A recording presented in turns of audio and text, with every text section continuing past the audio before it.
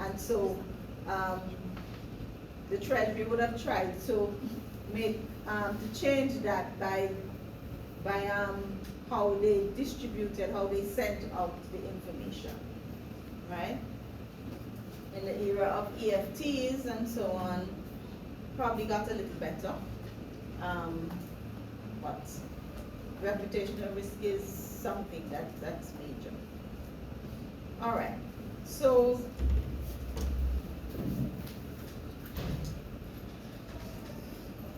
operational risk has become such a problem for financial institutions that the Bank for International Settlements, through its Basel Accords, have actually identified operational risk as a risk that banks need to protect themselves against.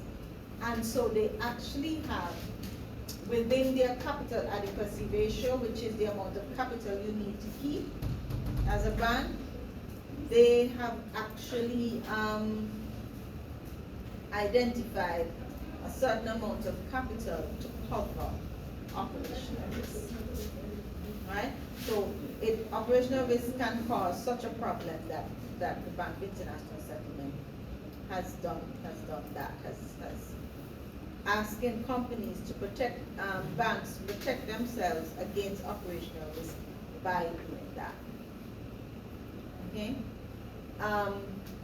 Now, we know that the reason why technological risks are identified as such is that you're really trying to reduce your costs. You're reducing your costs through something called economies of scale. Everybody should have done economics, so you should know what economies of scale are. And those who did management accounting, everybody should have done that except maybe the management students. Economies of scale, where your average cost reduces, so your average unit cost reduces because of technological advancement. Then you have economies of scope. That's where the financial institution can get what they call cost synergies by being able to produce several different types of financial products. So you spread your costs over the scope of products you have.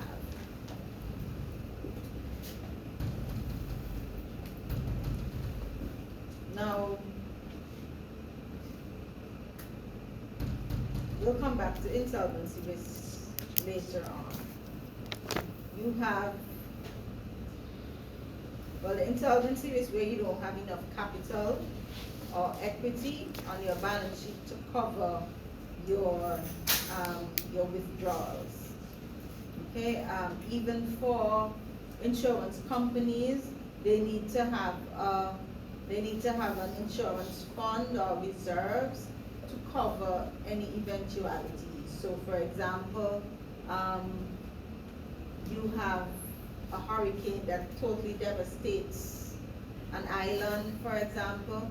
Insurance companies need to have extra funds, and they have the insurance fund, and then they have their other reserves to be able to cover not just their premiums, not just the payouts, the payment out, but also to ensure that the other claims that they may have, they can cover those as well. Because if they don't have enough capital to cover those claims, then the company will eventually go insolvent. Miss, what about like fraud and stuff that goes under operational risk? That goes under operational risk, and you need, the commercial banks in particular, need to have a certain amount of capital to cover that.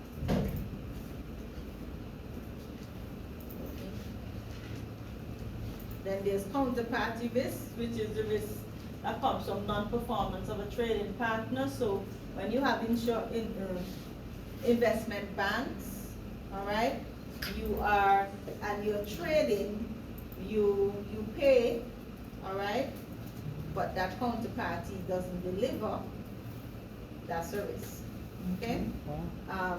So the counterparty doesn't perform. Okay. And then of course, we would have seen this with the market risk. We also see it with interest rate risk. The interdependency among risks presents a problem. All right, so we saw the interest rate risk coming together with the other risks to create market risk. Okay, so you have risks that come together and create a major problem. So you have your technology and your operational. Okay, you have so you have fraud, and together with the fraud, you have something else happening. So you have fraud, you have your technology failing. It could be part of the fraud, sabotage. All right. So you have the two risks coming together, and if the institution, if the financial institution is not able to mitigate and combat that, then the financial institution could fail.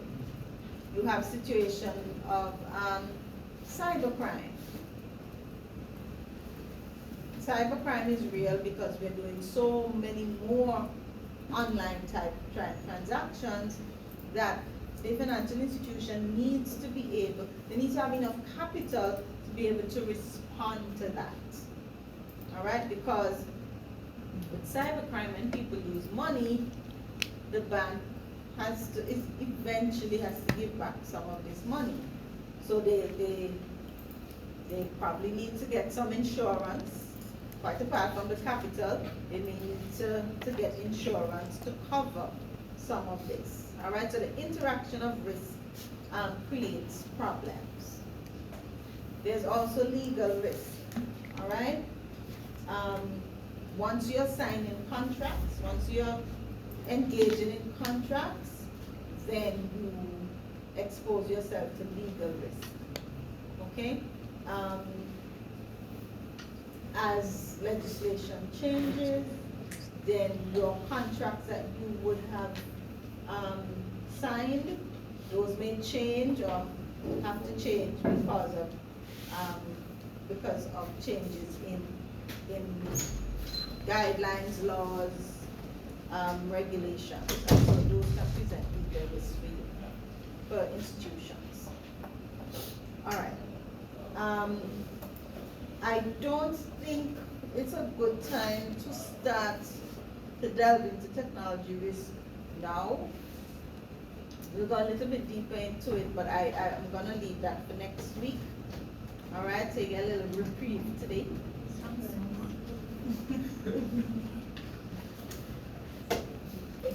I know things rough in this corner right here. So read ahead, and I will see some people on Friday.